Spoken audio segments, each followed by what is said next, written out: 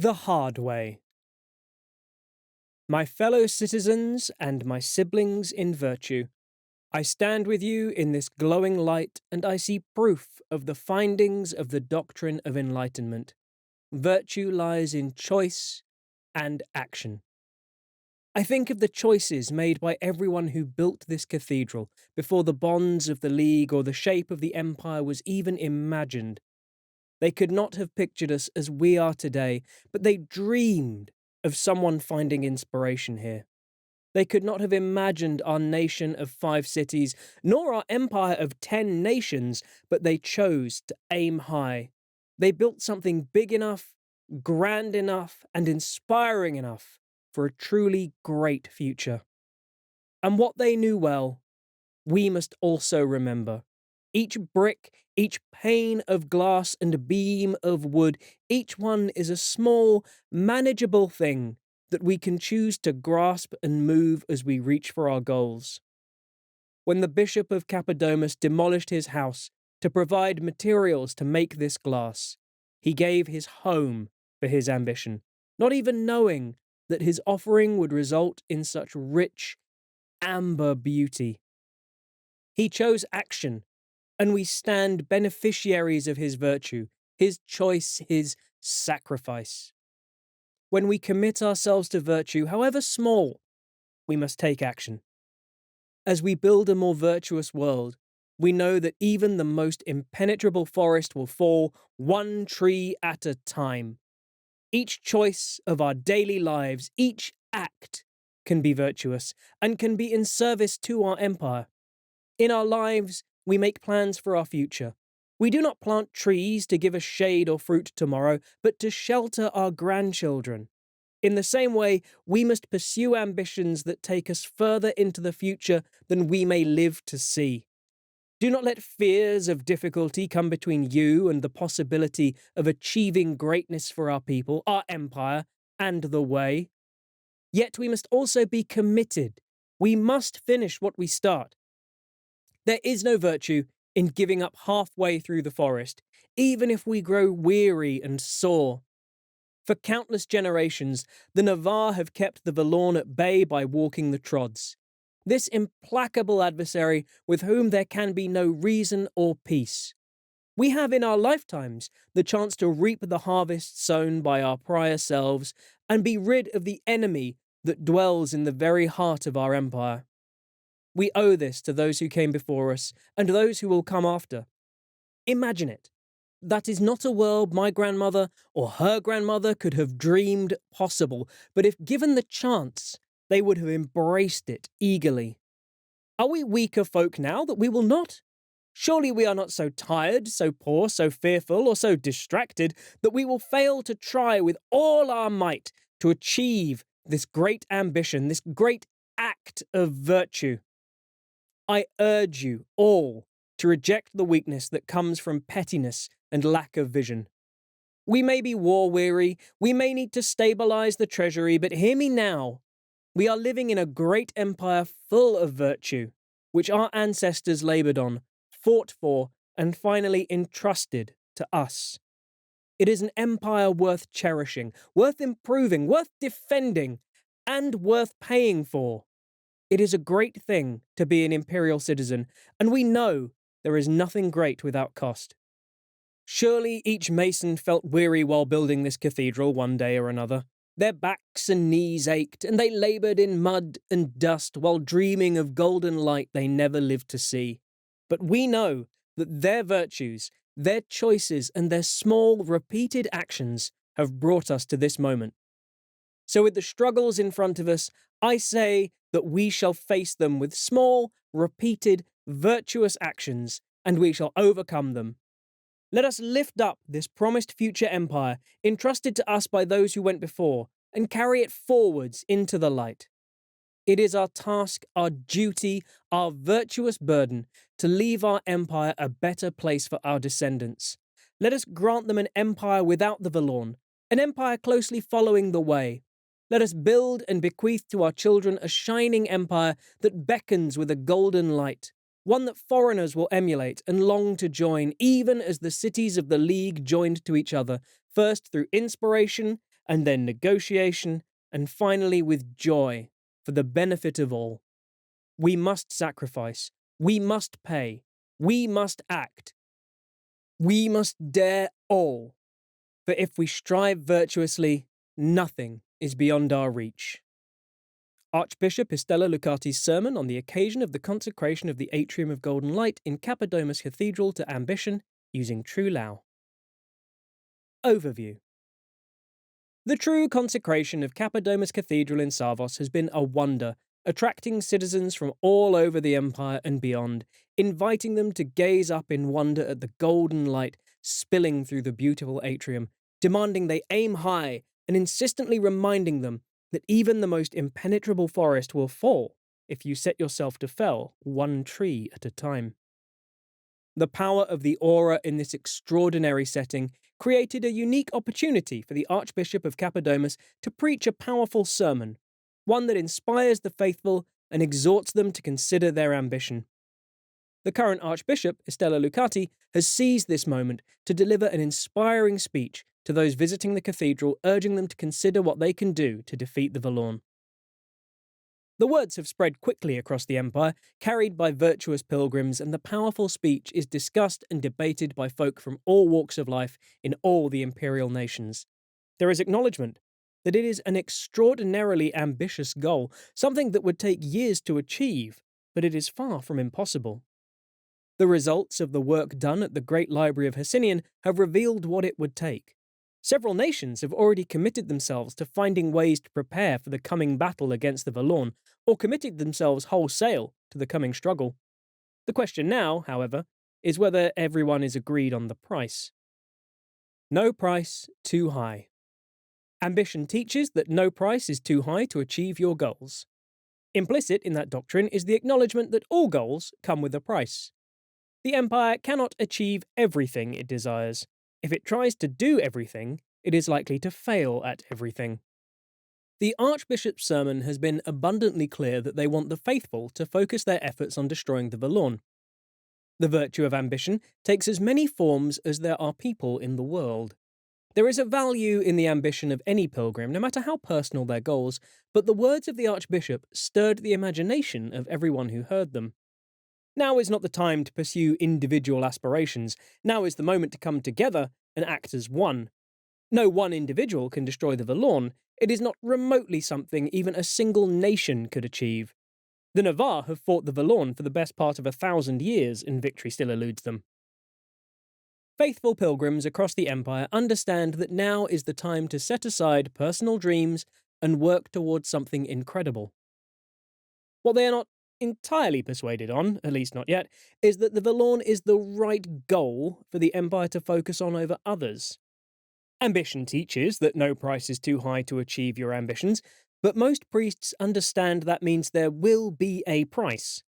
Nothing great without cost is the mantra of the League, a nation built on ambition. The price, however, is not the cost. It will need a great host of armies to free Liathavan, Hercynia, and the other territories from the grip of the Valorn. Thousands will die to achieve this goal. Money and mithril will be spent like water. That is the cost. But the price is different. The price is what you must give up.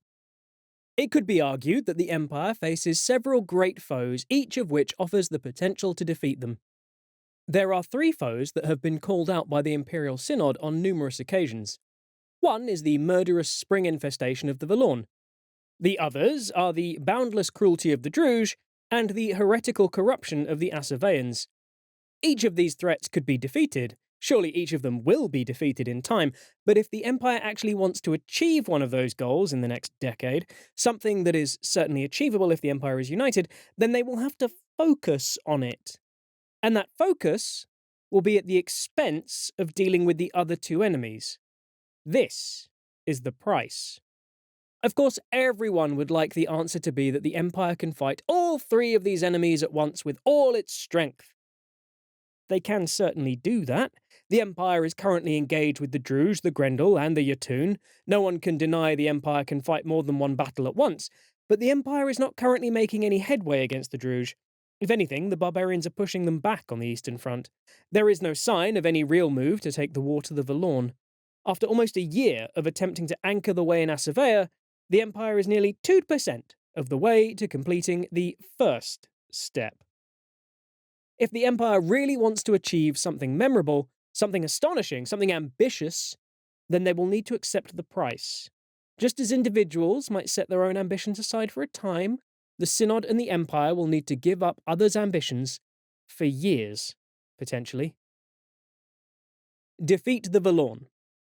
The General Assembly can pass a mandate to urge the Empire to focus everything on ridding the world of the Valorn.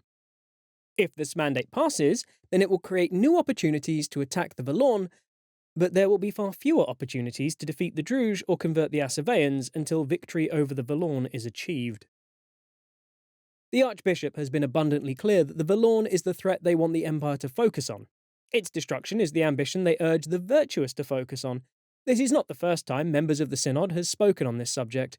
There have been statement after statement in many assemblies urging the Empire to defeat the Valorn and free the souls they believe remain trapped in its embrace. But never before has the price of that ambition been so stark.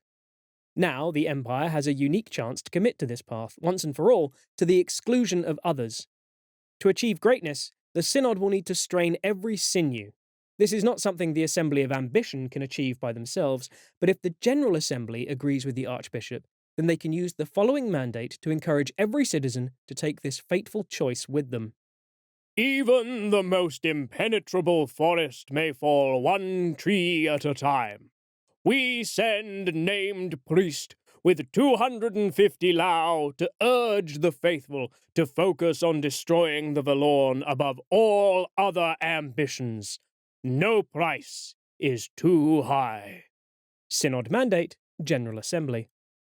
If this mandate is enacted with a greater majority, then it will lay to rest the issue of what great task the Empire should commit themselves to in the coming decade. It will trigger opportunities in the coming season to take the fight to the Valorn, changes to ensure victory as the virtuous devote themselves to this great ambition. The mandate will herald a new age of war against this ancient enemy, one that offers the promise of final victory. The mandate must achieve a greater majority, because it must be sufficient to unite all the nations of the Empire.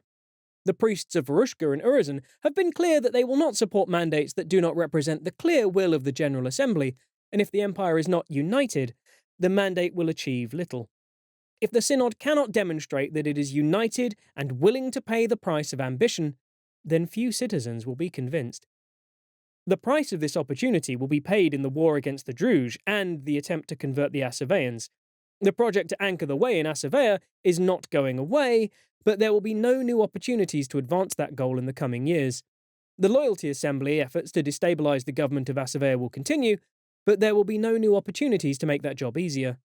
The Druj are not about to stop fighting the Empire anytime soon, but nobody will be seeking ways to bring their evil empire down, nor encouraging the virtuous to invade the Malum.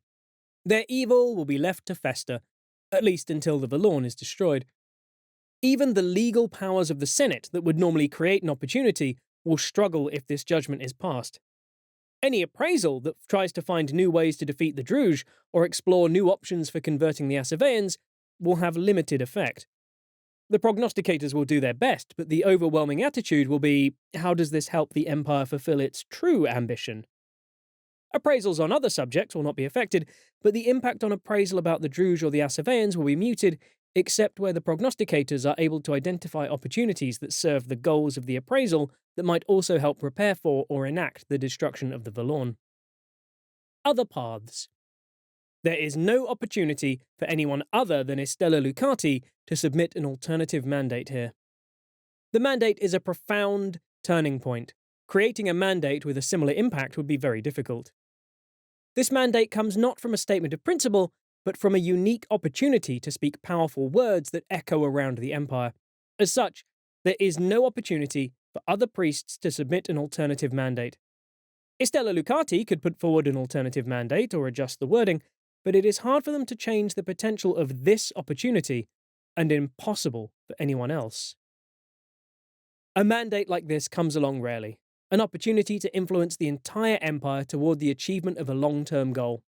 A simple statement of principle, even one with a greater majority in the General Assembly, is unlikely to create a mandate with such an impact.